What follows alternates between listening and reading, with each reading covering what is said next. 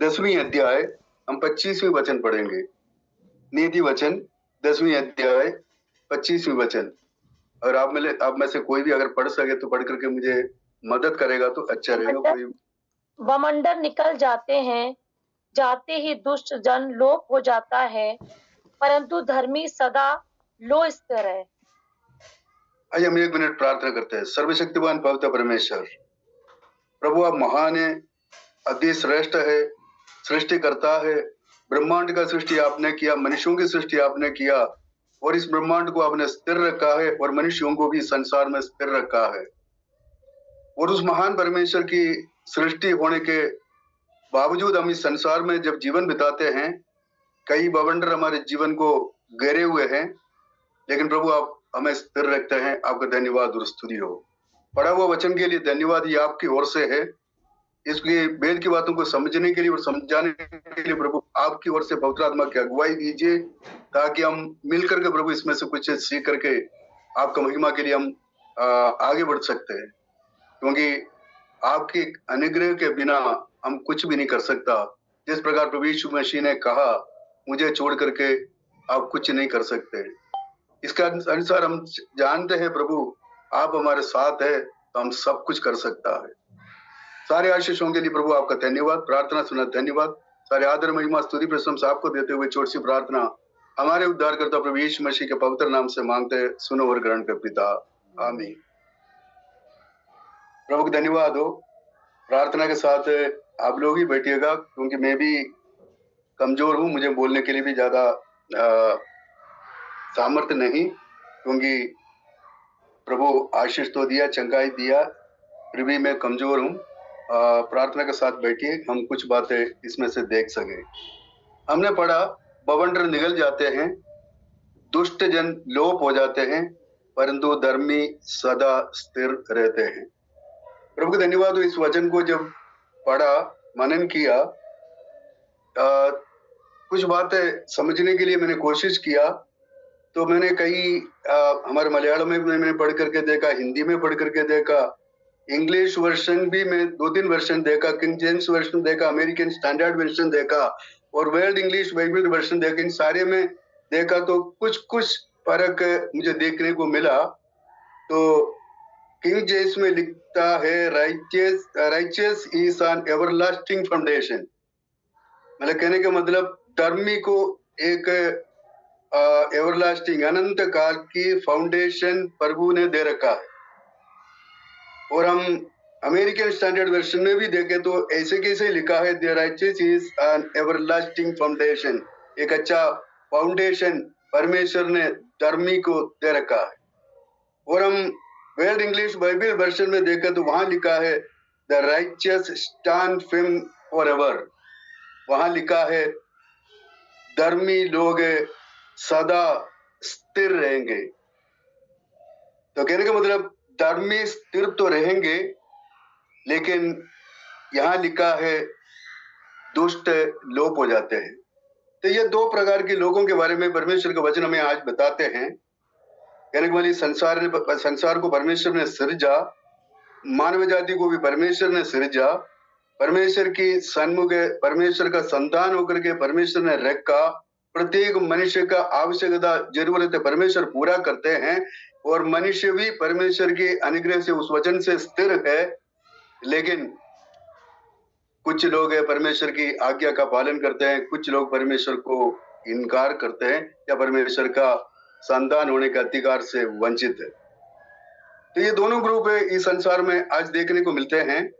तो कहने का मतलब हम उद्धार पाए हुए सारे लोग परमेश्वर का संतान होने के अधिकार को हासिल कर चुका है। हम परमेश्वर का संतान है, स्वर्गीय वारिस है, हम संसार में भी अनुग्रहित है। लेकिन आज तक परमेश्वर को या प्रभु यीशु मसीह के द्वारा उद्धार पा करके इस सौभाग्य अवस्था में नहीं आए, वो धन्य नहीं है। कहने में अपन को डरना नहीं चाहिए। वास्तव में परमेश्वर का वचन जो कहते हैं वो सही है, क्योंकि वो धन्य नहीं है। तो हम इस संसार में जीवन बिताते टाइम हम जानते हैं बवंडर या तूफान हमें घेरे हुए हैं। हम इस संसार में जीवन बिताते टाइम कई प्रकार की तूफानों का सामना करना पड़ता है, बवंडर का सामना करना पड़ता है। हम जानते हैं एक बवंडर या तूफान आने के बाद में पेड़ पौधे कोई झुकते हैं, कोई गिरते हैं, कोई स्थिर खड़े रहते हैं। तो उसी प्रकार हमें भी समझना है कि अच्छा जड़ पकड़ा हुआ पेड़ है, वो गिरते नहीं, वो स्थिर खड़े रहते हैं, यहाँ थोड़ी बहुत हवा में हिलते डुलते हैं। कई पेड़ धराशायी होते हैं, कई तो पता नहीं कहाँ से कहाँ पहुंच जाते हैं। तो उसी प्रकार मनुष्य की अवस्था है।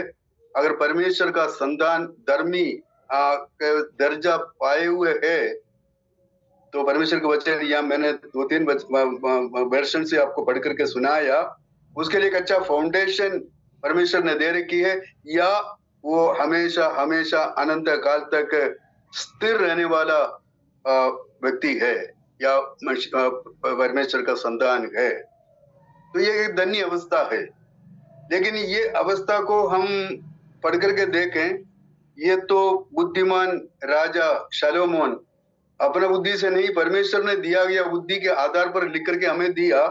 तो कहने का मतलब परमेश्वर की आत्मा ही इस वचन को लिखा।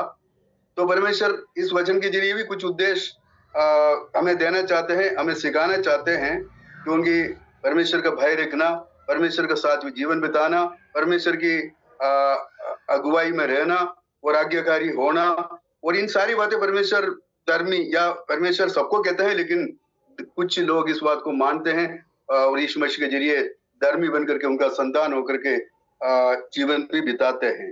लेकिन यही अगुवाई जिस प्रकार शलोमोन को दिया, परमेश्वर ने और दासों को भी दिया है। और इन वचन की बराबर एक वचन दाऊद है, शलोमोन का पिताजी दाऊद अपने वचन लिखते टाइम वचन संहिता 15 में आइए, 15 का उससे 5वीं वचन जरा पढ़ के देखिए, वहां परमेश्वर कुछ बातें कहते हैं। तो उससे उस बातों को पढ़ करके हम आगे बढ़ेंगे। वचन संहिता 15 का 5। जो अपना रुपए ब्याज पर नहीं देता और निर्दोष की हानि करने के लिए घूस नहीं लेता, जो कोई ऐसी चाल चलता है वह कभी ना डगमगाएगा।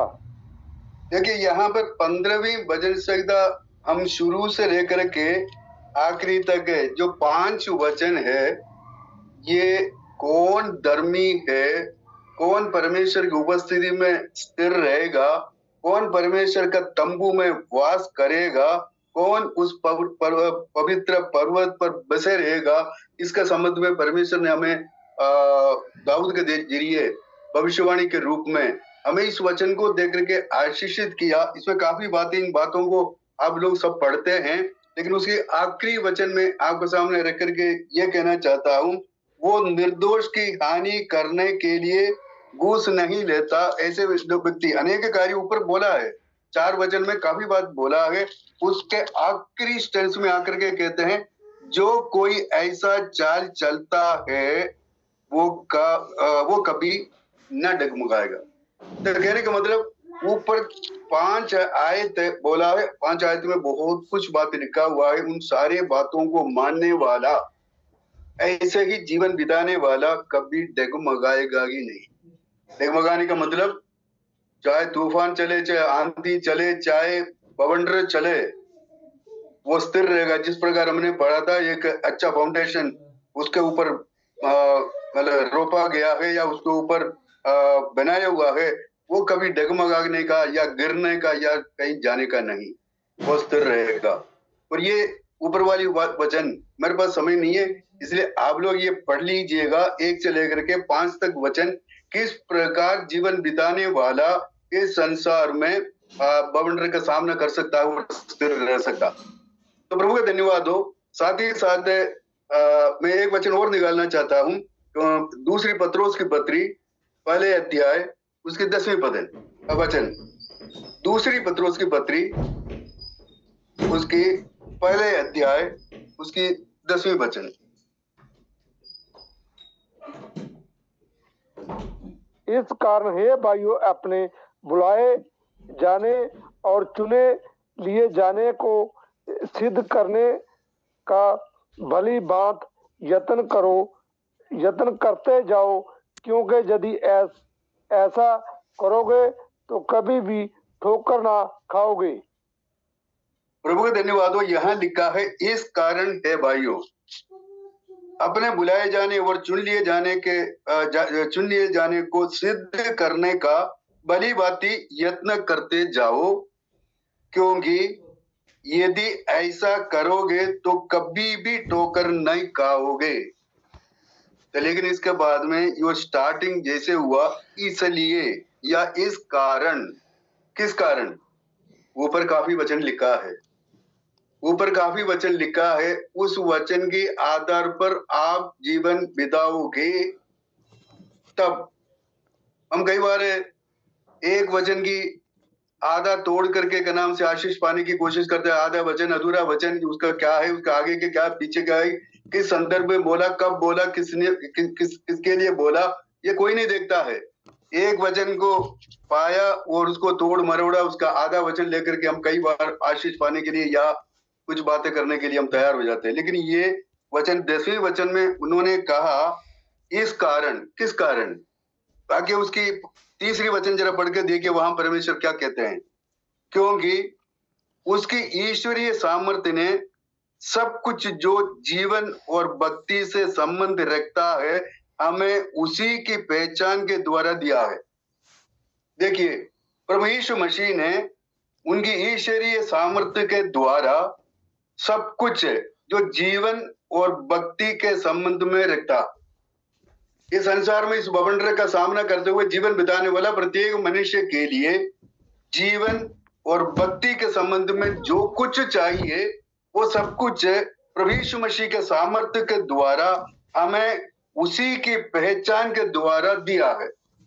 जो प्रभु यीशु मसीह स्वर्ग छोड़ करके पृथ्वी में आकर के जो कार्य हमारे लिए किया, और उन्होंने उस कार्य के जरिए, उनके पहचान के जरिए हमें क्या सिखाया, हमें कैसे जीवन बिता सकता है, जीवन स्थिर रख सकता है, अनंत जीवन कैसे पा सकता है, और साथ ही साथ भक्ति के संबंध में उस ईश्वरीय भक्ति किस प्रकार हमें करना है, सब कुछ उन्होंने लिख करके हमें दिया है।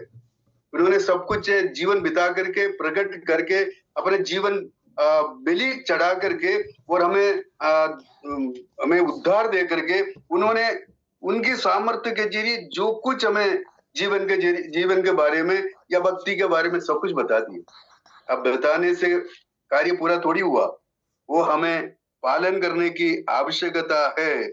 और उसके आगे हम पढ़ते हैं, समय की कमी, ताकि इनके द्वारा तुम उस सड़ाहट से छूट करके जो संसार में बुरी लालसाओं अभिलाषाओं से होती है ईश्वरीय स्वभाव के सहभागी हो जाओ।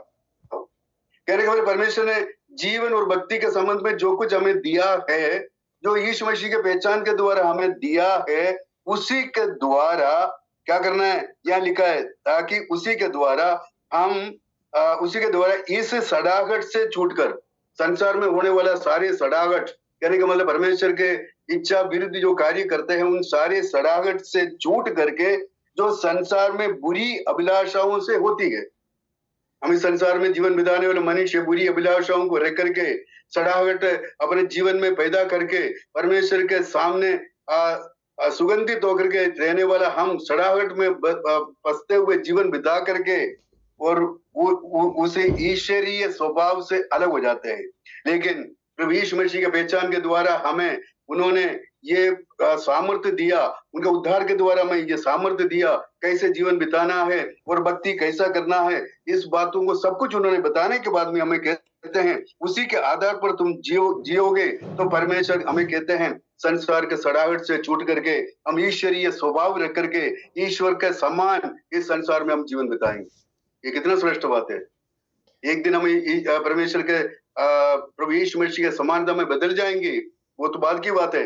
लेकिन ये ईश्वरीय स्वभाव के साथ इस संसार में जीने के लिए प्रभु यीशु मसीह ने हमें इस संसार में उद्धार देकर के रखा है, उस ईश्वरीय स्वभाव में। लेकिन कई बार वो नहीं देख पाते हैं, इसलिए वो दुखी है। कई बातें लिखने के बाद में 9वीं आयत में आकर के क्या कहते हैं, क्योंकि जिसने ये बातें नहीं, जिसमें ये बातें नहीं, कहने का मतलब परमेश्वर की ये वचन के द्वारा होने वाली आशीष या होने वाली आज्ञाकारिता जिनके जीवन में नहीं है वो अंधा है। देखिए परमेश्वर ने ये सब कुछ जीवन के बारे में और धार्मिकता के बारे में, भक्ति के बारे में सब कुछ बता दिया। उसी के द्वारा हम ईश्वरीय स्वभाव में पहुंच सकते हैं। ये सब कुछ होने के बावजूद है लोग उस बात को मानते नहीं है। वो कैसा है? वो अंधा है, वो धुंधला देखता है और अपने पिछले पापों से धुल करके शुद्ध होने के लिए भूल बैठा है। तो कहने का मतलब आज भी अंधा है, धुंधला दिखता है और ईश्वरीय स्वभाव में आने के लिए हमें धो करके धुल करके शुद्ध होने के लिए उन्होंने कोशिश नहीं किया, भूल बैठा है। और इसी प्रकार बैठने वाले लोगों को लोगों की बातों को हमें बता करके फिर कहते हैं इस कारण 10वें वचन में लिखा, इस कारण है भाइयों अपने बुलाए जाने और चुने जाने को सिद्ध करने के लिए भली भांति यत्न करते जाओ। हम उद्धार पाए हुए लोग हैं, हम सिद्धता की ओर आगे बढ़ना है, हमारे जीवन में ईश्वरीय स्वभाव देखना है, प्रभु यीशु मसीह के जैसे नैतिक स्वभाव में हमें आना है और एक दिन में यीशु के आगमन में यीशु मसीह के बराबर में हम बदलेंगे। लेकिन उससे पहले यहाँ लिखा है हम सिद्ध बन करके ईश्वरीय स्वभाव की पहचान में आगे बढ़ते हुए ऐसे करेगा तो हम ठोकर नहीं खाएंगे। प्रभु का धन्यवाद हो। कितनी अच्छी बात है, क्योंकि तूफान आओ, बवंडर आओ, चाहे कुछ भी हो जाओ, हम कभी भी गिरने वाला नहीं होगा। ये परमेश्वर हमें स्पष्ट रीति से बताते हैं। प्रभु का धन्यवाद हो। आइए हम एक वचन और पढ़ करके देखते हैं। दाऊद हमसे कुछ और सिखाना चाहते हैं, आकर के देखते हैं इसी संबंध में। भजन संहिता 37 में आइए, उसकी 9 और 10 वचन हम पढ़ना चाहते हैं। भजन संहिता 37 उसकी 9 और 10 वचन हम पढ़ करके देखते हैं। प्रभु की वचन दाऊद के जरिए हम तक क्या क्या कहते हैं। क्योंकि कुकर्मी लोग काट डाले जाएंगे और जो युवा की बाढ़ जोते वह पृथ्वी के अधिकारी होंगे। 37 की सर 10-9 पढ़ा सर। क्योंकि कुकर्मी लोग काट डाले जाएंगे और जो युवा की बाढ़ जोते हैं वह पृथ्वी के अधिकारी होंगे। थोड़े दिन के बीतने पर दुष्ट रहेगा ही नहीं और तू उसके स्थान को भली भांति देखने पर भी उसको ना पाएगा। देखिए यहाँ कहते हैं क्योंकि कुकर्मी लोग काट डाले जाएंगे। पहले हमने देखा था बवंडर चलते ही वो लोप हो जाएंगे, वो कहाँ गए तो किसी को पता नहीं लगेगा। यहाँ कहते हैं काट डाले जाएंगे और जो यहोवा की बाट जोते हैं वे पृथ्वी के अधिकारी होंगे। वो स्थिर रहेंगे, पृथ्वी के अधिकारी होंगे। हम सोचेंगे कौन सा पृथ्वी के अधिकारी होंगे। हम कई बार ये सोचते होंगे ये वचन पढ़ करके, हाँ हम इसी संसार में, इस पृथ्वी में एक बहुत बड़ी ऑफिसर बन जाएंगे या एक बहुत बड़ी का नाम से सेठ बन जाएंगे या यहाँ के एक बड़े एक बिजनेसमैन बन जाएंगे या टाटा बिरला या अंबानी के समान बन जाएंगे। तो प्रभु ये नहीं कहते हैं। फिर पृथ्वी के अधिकारी कैसे बनेंगे?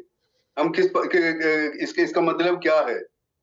प्रभु यीशु मसीह ने इस बात को एक वचन और देकर के बताते हैं। अगर मत्ती सुसमाचार 5वें अध्याय में आए, उसके 5वें वचन में प्रभु यीशु मसीह स्वयं अपना मुंह से पहाड़ी उपदेश देते टाइम यही वचन को लेकर के बताया था। वो वचन भी एक मिनट पढ़ करके हम देखते हैं। मत्ती सुसमाचार 5वें अध्याय की 5वें वचन में प्रभु यीशु ने कहा था, धन्य है वे जो नर्म है क्योंकि वे पृथ्वी के अधिकारी होंगे। यहाँ भी लिखा है नम्र लोग है, दीन लोग है, पृथ्वी की अधिकारी होंगे। प्रभु यीशु मसीह ने स्वयं अपने मुंह से कहा है। तो क्या हम नम्र स्वभाव केवल हम नम्र स्वभाव रखने से हम अंबानी बन जाएंगे, पृथ्वी के अधिकारी बन जाएंगे, यही पृथ्वी को हासिल करेंगे या ये पूरे पृथ्वी को हमारे वश में कर लेंगे? परमेश्वर का कहना ये नहीं है। वहां नम्र लोग या दीन लोग लिखा है, वो धर्मी लोगों के लिए ही लिखा है। वो धर्मी लोग पृथ्वी की अधिकारी बनेंगे। इस पृथ्वी को परमेश्वर ने नाश होने के लिए बनाया है। ये पृथ्वी नाश हो जाएगी। एक बार तो जल के द्वारा खत्म हुआ, अब ये पृथ्वी आग के जरिए खत्म होगा। ये परमेश्वर के वचन में भविष्यवाणी दे करके रखा है। ये पृथ्वी स्थिर नहीं होगी, आकाश स्थिर नहीं होगा। परमेश्वर एक नई पृथ्वी बनाई जाएगी। वो नई पृथ्वी जो यीशु मसीह उन्हीं के साथ हम रहेंगे, उस पृथ्वी के हम अधिकारी होंगे। प्रभु का धन्यवाद हो। ये नाशवान पृथ्वी के अधिकारी हम नहीं बनेंगे। ये नाशवान चीज है प्रभु यीशु मसीह हमें नहीं देते। प्रभु यीशु मसीह जो भी वादा करते हैं वो स्थिर रहने वाला या आनंद रहने वाला, वो उस बातें हमें देते हैं। वो खाली आज है कल नहीं है, ऐसे अस्थायी बातों को परमेश्वर हमें नहीं देते हैं। खास तौर से प्रभु यीशु मसीह ऐसे चीज हमें देना पसंद नहीं करते।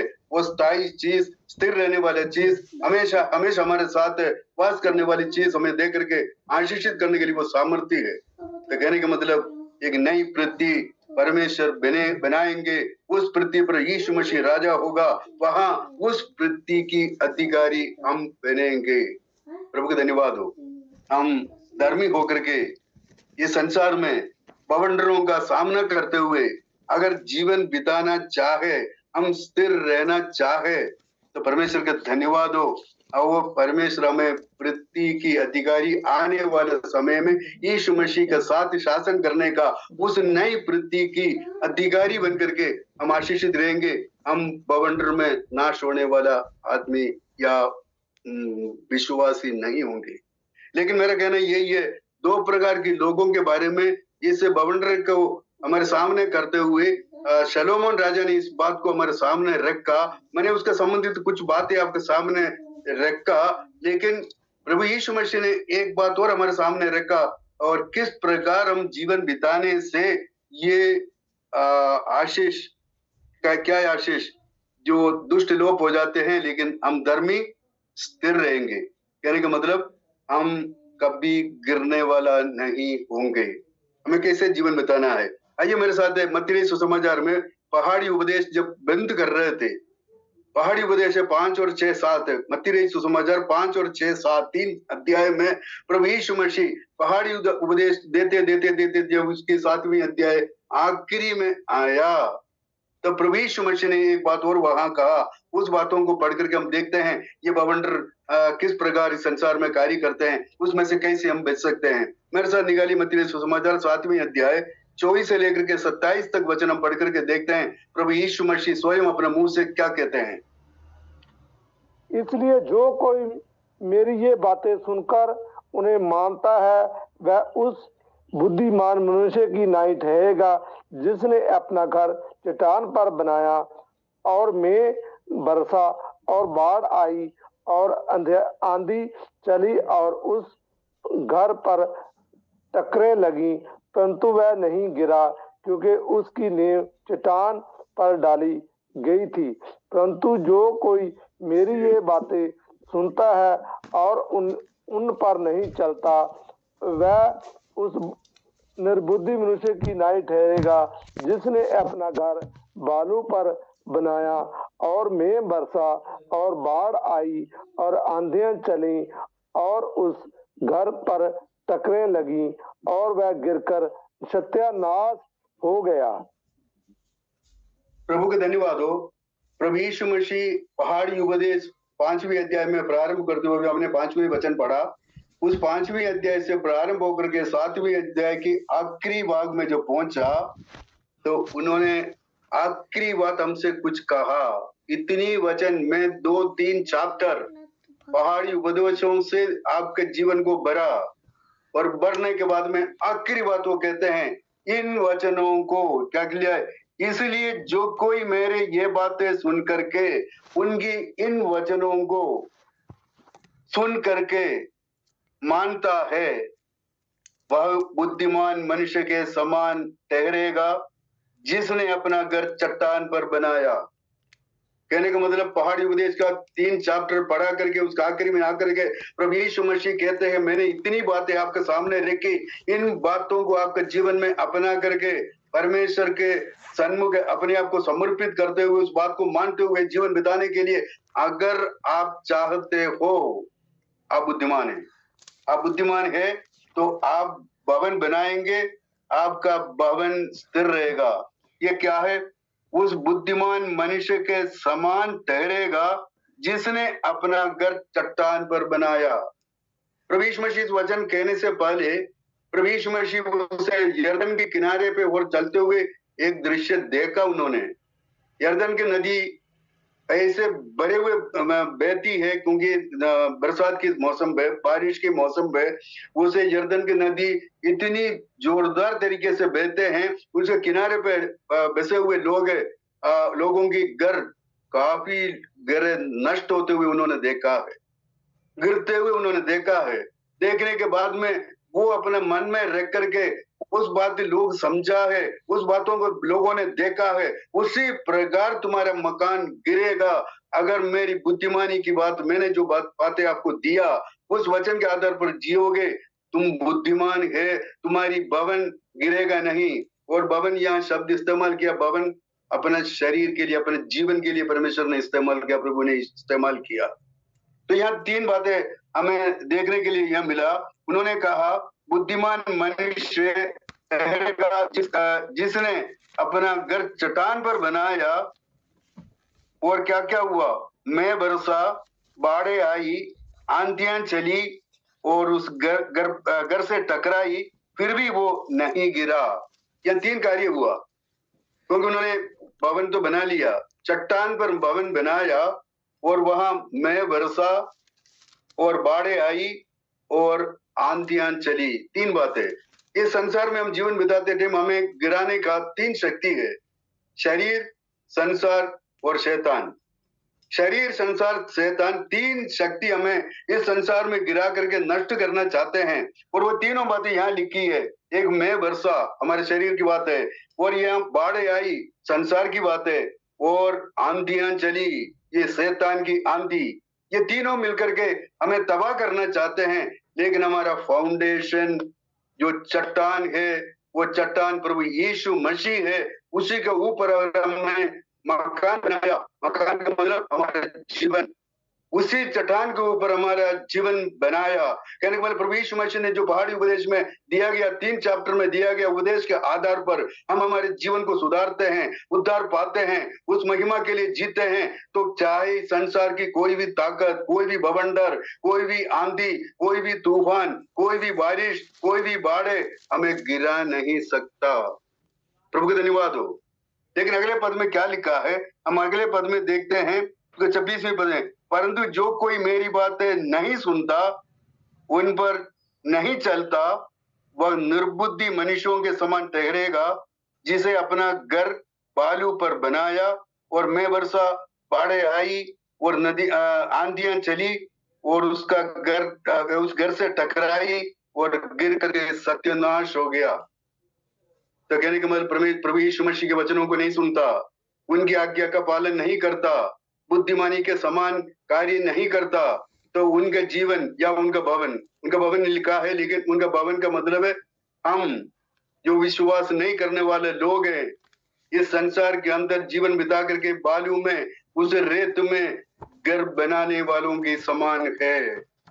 उन पर भी आंधियां चलेंगे, वहां भी मैं बरसेंगे, वहां भी बाढ़ें आएंगे।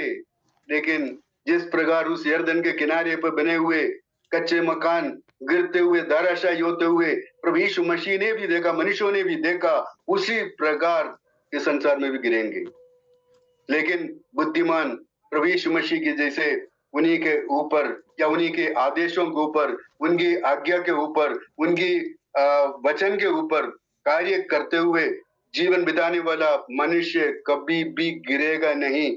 वो किस प्रकार स्थिर रहेगा, प्रभु के धन्यवाद हो। जिस प्रकार स्थिर रहेगा, हमने अभी नीति वचन 10 का 25 में पढ़ा था, बवंडर आते ही अधर्मी जो दुष्ट है लोप हो जाते हैं, पता नहीं कहाँ चले गए, लेकिन धर्मी स्थिर रहते हैं। और केवल यहाँ स्थिर रहना नहीं, वो अनंत काल तक स्थिर रहेगा, वो कभी नाश नहीं होगा।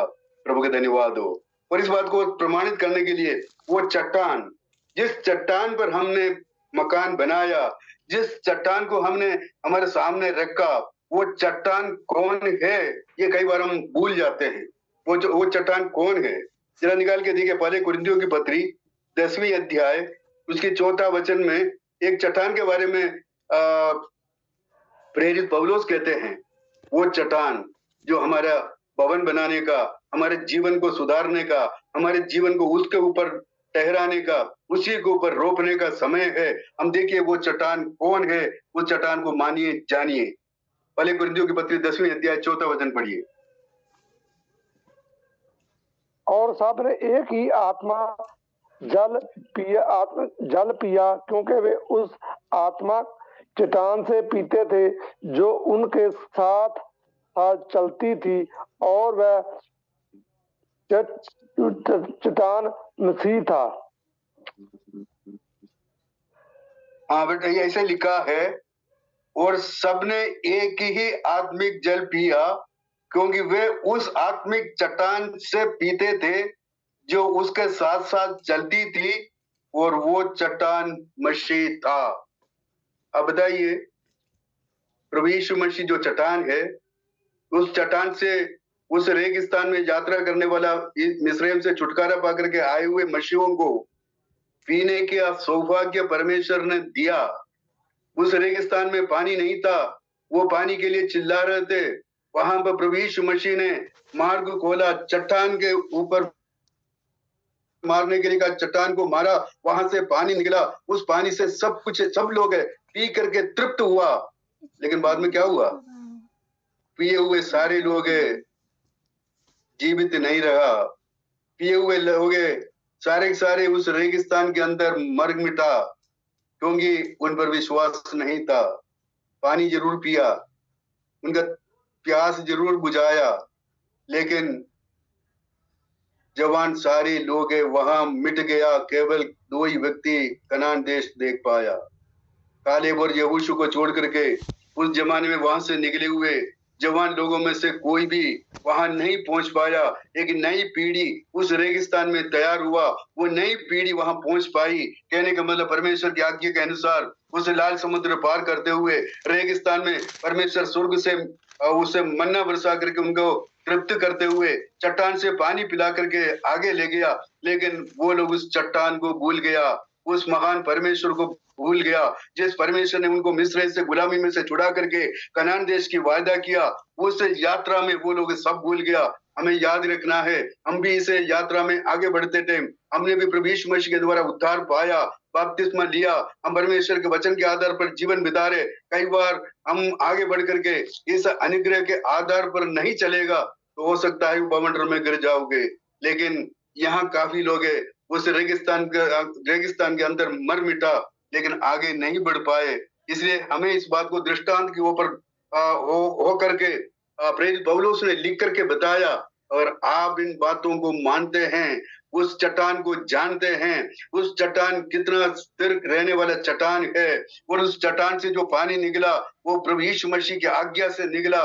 उस प्रभु यीशु मसीह की आज्ञा को किस प्रकार आप पालन करते हैं, उस आज्ञा को किस प्रकार आप अपने जीवन में अपनाते हैं, उस वचन के आधार पर अगर जीवन बिताते हैं तो आप धन्य है, और आप कभी नहीं गिरेंगे। और किस प्रकार आप खड़े रहेंगे, निकालिए मेरे साथ 125 वचन संहिता उसका पहले वचन, 125 वचन संहिता उसका पहले वचन में इसकी बात प्रभु ने लिख करके हमें दिया है।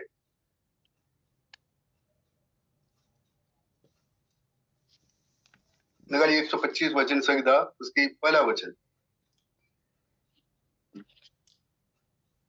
जो यहोवा पर भरोसा रखते हैं वे सिय्योन पर्वत के समान है, जो टलता नहीं वरन सदा बना रहता है। देखिए, वहां परमेश्वर के वचन हमें ये बताते हैं, जो यहोवा पर भरोसा रखते हैं वे सिय्योन पर्वत के समान टहलता नहीं, सदा बना रहता है। प्रभु का धन्यवाद हो। इस सिय्योन पहाड़ के बारे में भी मैंने 3 दिन आपको प्रचार करके बताया था। वो पर्वत कैसा है, उस पर्वत के बारे में मैंने आपको बताया था। कहने का मतलब, वो इतना स्थिर रहने वाला एक पहाड़ है।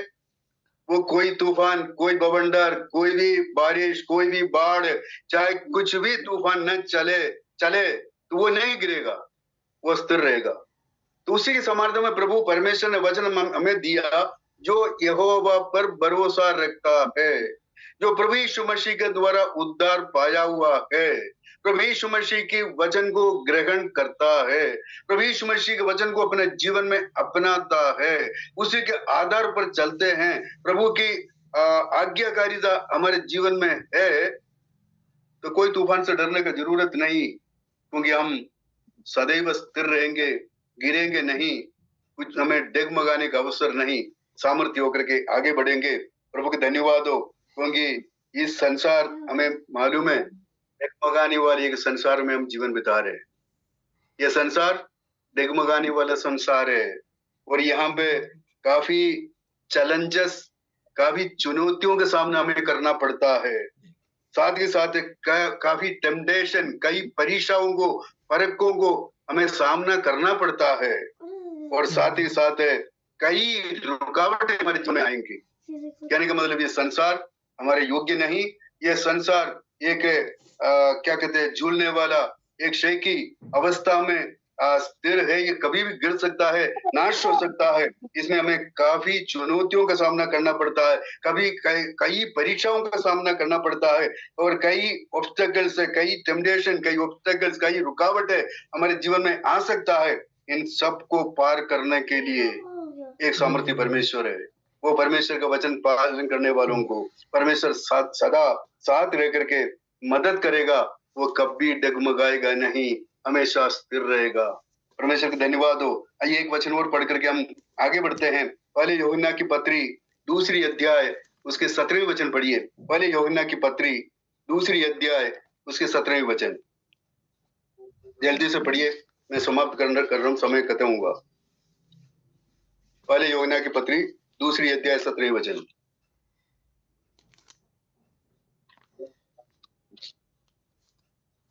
संसार और उसकी अभिलाषाएं दोनों मिटते जाते हैं, पर जो परमेश्वर की इच्छा पर चलता है वह सर्वदा बना रहेगा।